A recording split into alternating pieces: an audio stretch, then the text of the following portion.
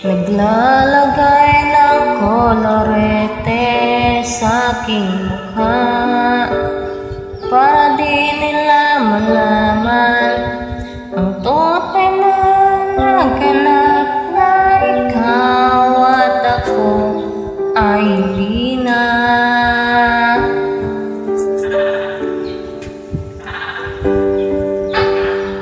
Ininsayo pa ang mga ngiti para di halata.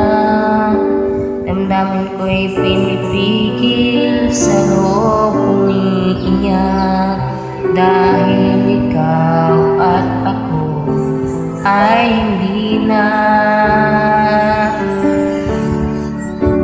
At ang hirap magpapanggap pa ba ako na ako ay masaya kahit ang totoo ay talagang wala pala akong bukas.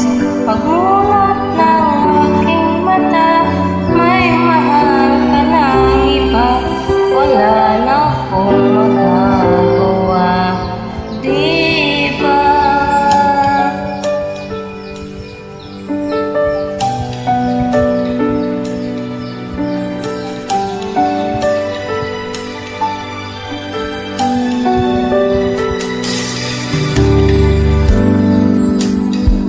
Paano ko sasabihin sa mga kaibigan ko kung ako rin ang